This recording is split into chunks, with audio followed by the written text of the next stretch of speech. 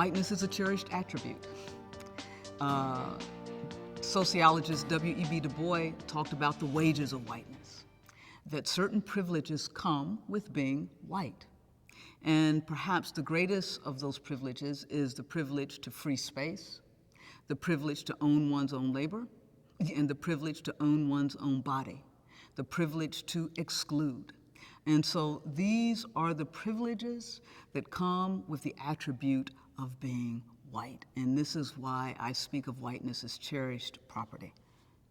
What we know is that America isn't purely an Anglo Saxon nation.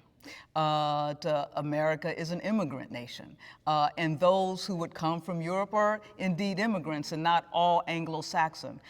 To make a long story short, what happens is that whiteness, in so many respects, steps in to protect that Anglo-Saxon heritage. And so if one isn't white, then one can't sort of get on the other side of the line of what it means to be this chosen people. So whiteness becomes the marker.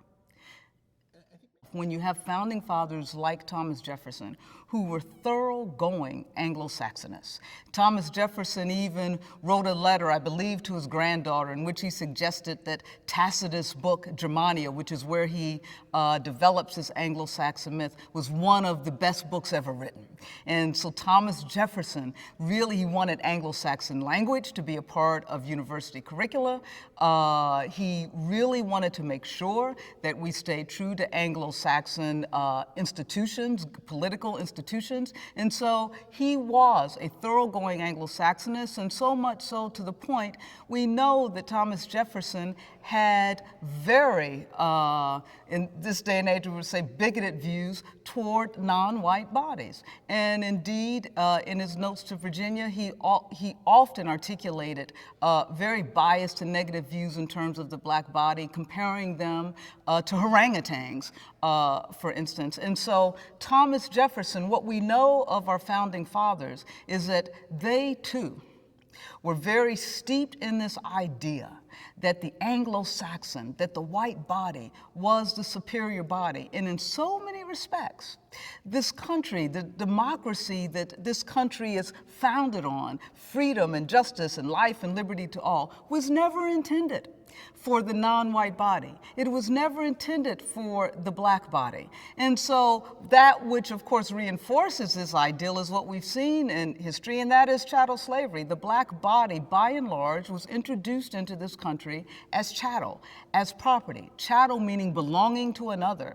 It was never meant to have the freedom of its own labor, the freedom of its own body, the freedom of space.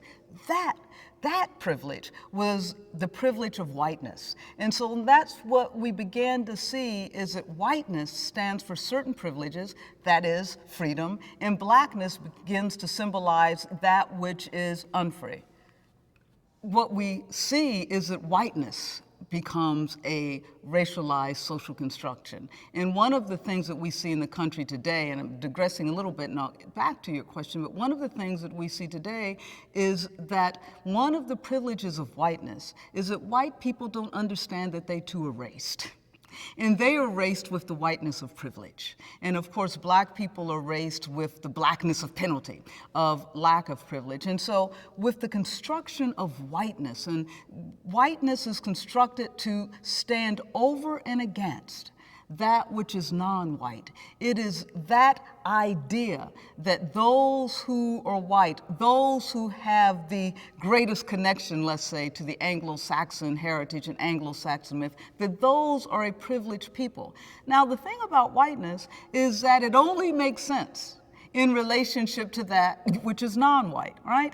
Because we know that as an artificial sort of social, and even though it's a social construct and an artificial construct, doesn't mean that it's any less insidious or intractable or impactful. But as a social construct, we know that when we talk about white people, we are talking about a people of a diverse heritage. But as James Baldwin said in his book, Price of the Ticket, a funny thing happened on the way to America. He says that once white people came to America, they came as Italian Americans, they came as Irish Americans, they came as German Americans, so to speak. But when they came here, they became white. A white hegemony developed so that they could understand themselves as a group over and against those that they had already dubbed as inferior, the non-white body initially. Those were the natives of this country, the Indians, and then, of course, the black body. And so you always had this white hegemony, and if you couldn't cross the line of whiteness, then, of course, you weren't entitled to certain privileges.